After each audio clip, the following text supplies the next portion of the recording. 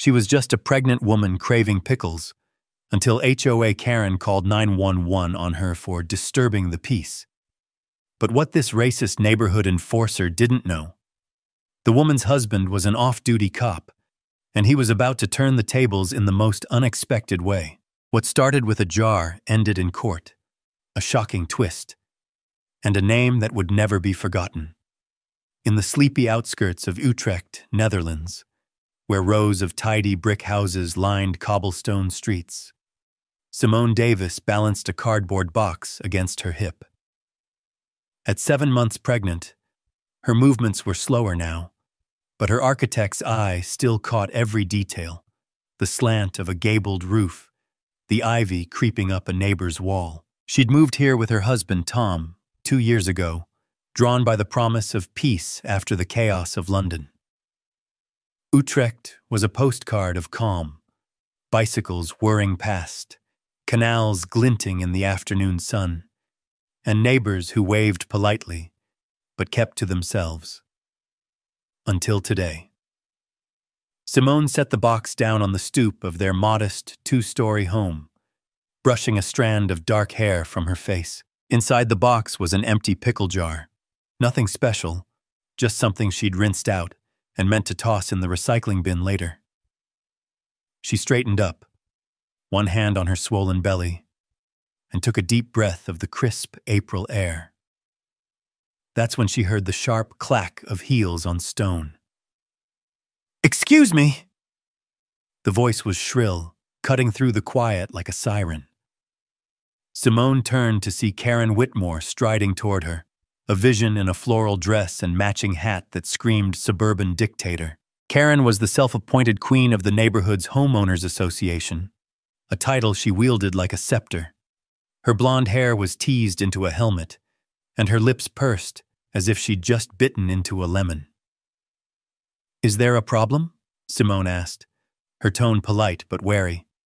She'd dealt with Karen before, little nitpicks about their hedge being 2 centimeters too high, or the time Tom parked his police cruiser in the driveway overnight. Nothing major, just petty jabs. Karen stopped a few feet away, hands on her hips, and pointed at the pickle jar. "This," she said, her voice dripping with disdain, "is unacceptable. You can't just leave trash out here. It's an eyesore." Simone blinked. "It's an empty jar. I was about to take it to the bin." "Don't give me excuses," Karen snapped, stepping closer. Her eyes flicked to Simone's belly, then back to her face, lingering just long enough to make Simone's skin prickle. "People like you think you can do whatever you want, don't you? This is a respectable neighborhood." Simone's jaw tightened. She'd heard that tone before, the one that wasn't about pickle jars or hedges, but something deeper, uglier. Her brown skin and British accent had always made her a curiosity here, but she'd brushed off the stares, the occasional whispers. Tom had told her it was nothing, just small-town quirks. "Give them time," he'd said. But this wasn't about time. "I'll move it," Simone said evenly, bending to pick up the box. Her back ached, but she refused to let Karen see her falter. Karen didn't budge. "You think that's enough?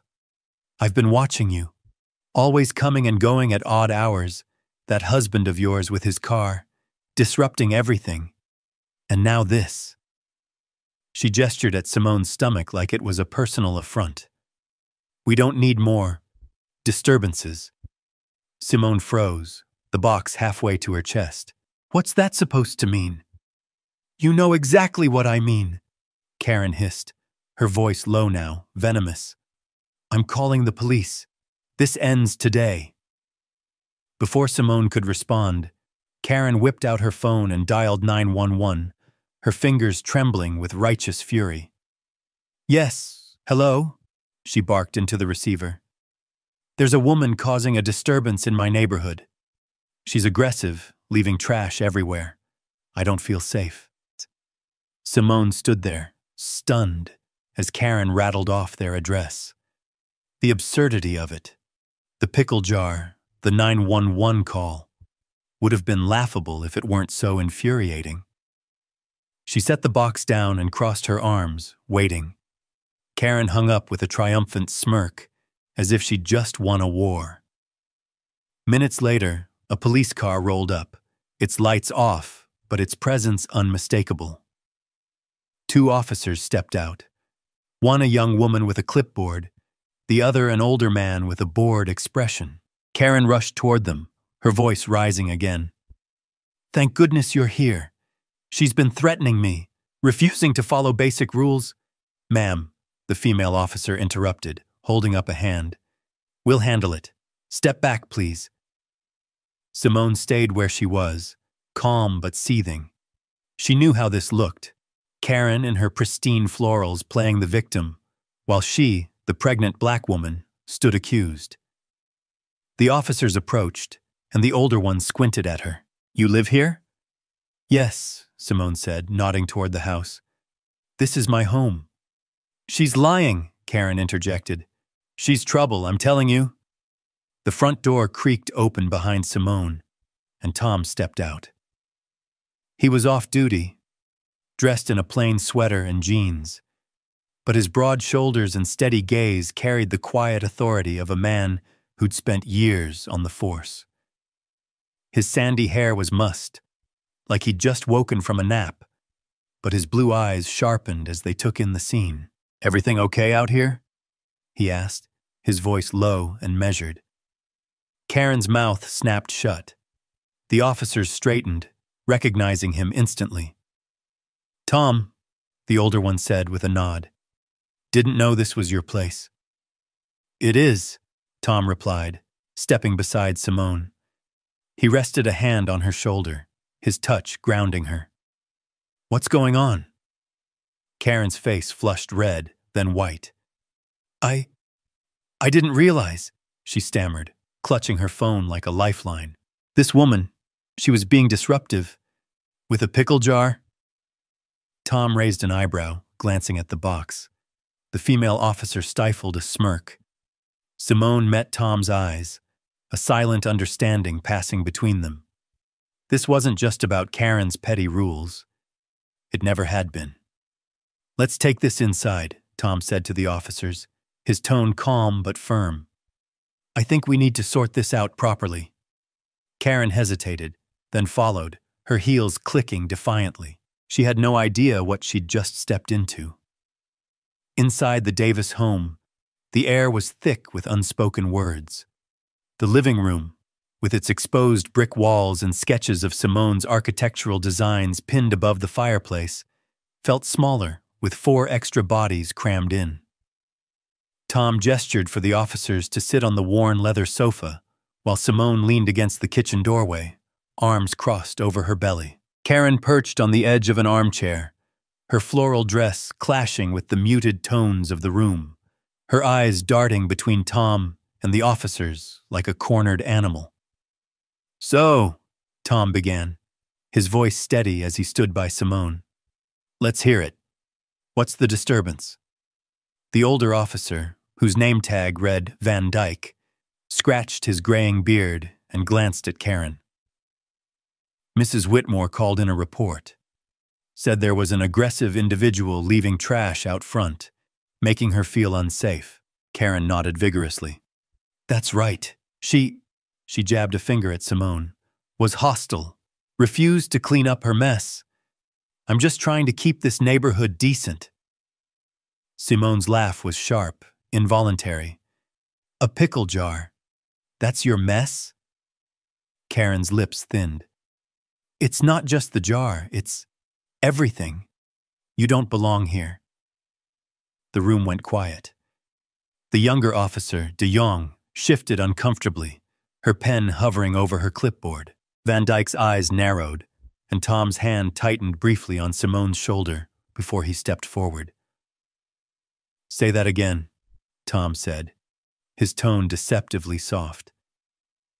Karen faltered, then doubled down. "I said she doesn't belong.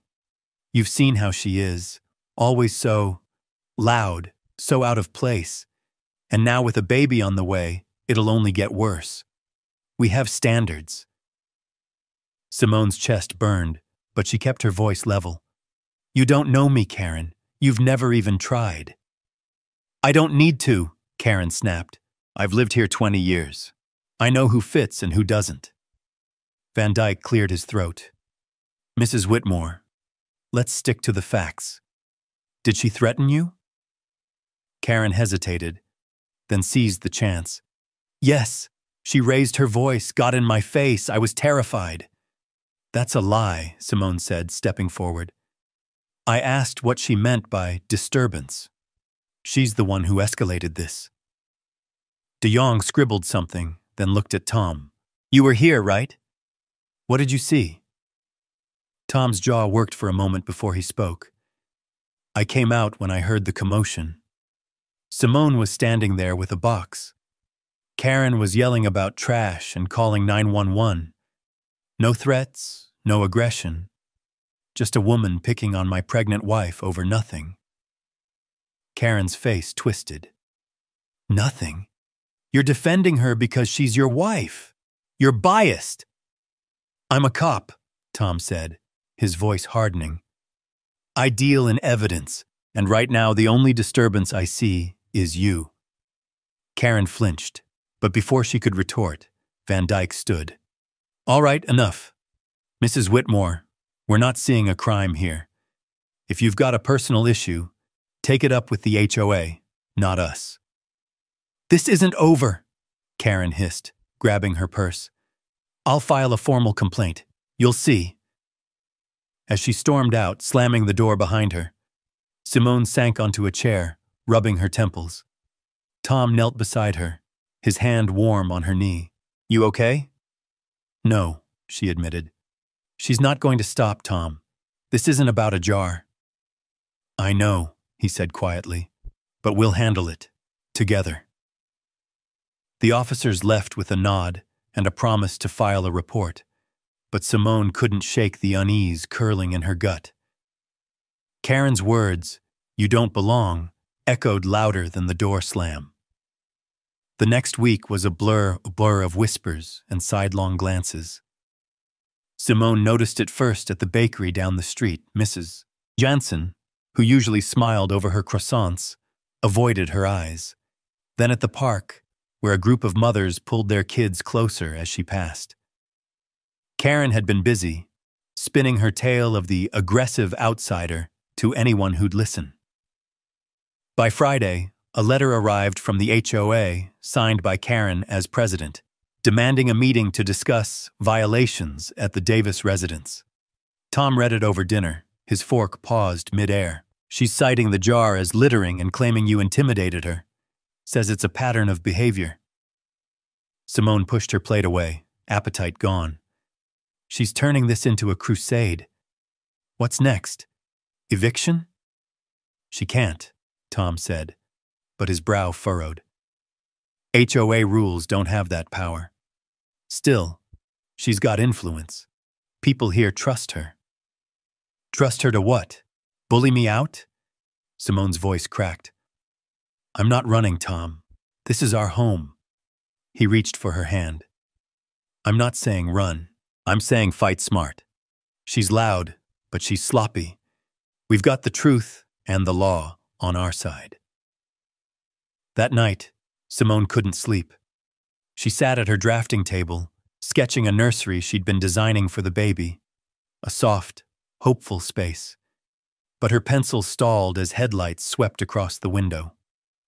Outside, a car idled, then drove off.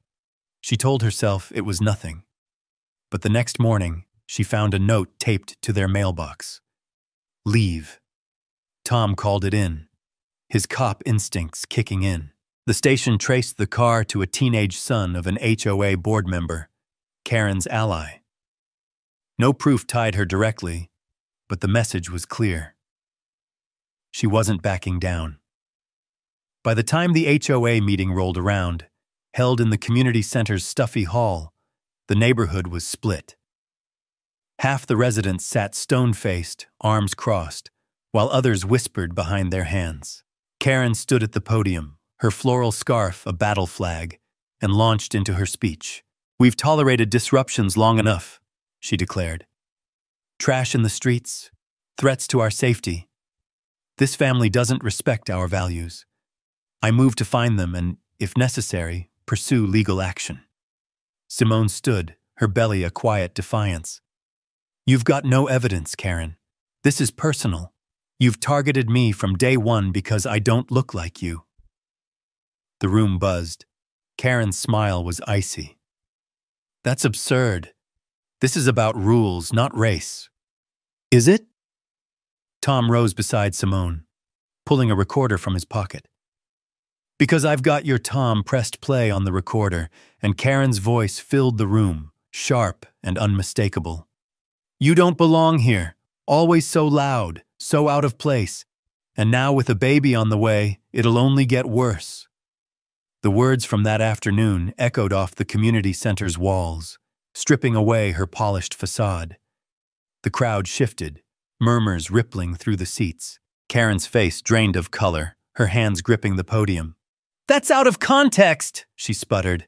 I was upset. She provoked me. Tom stopped the recording.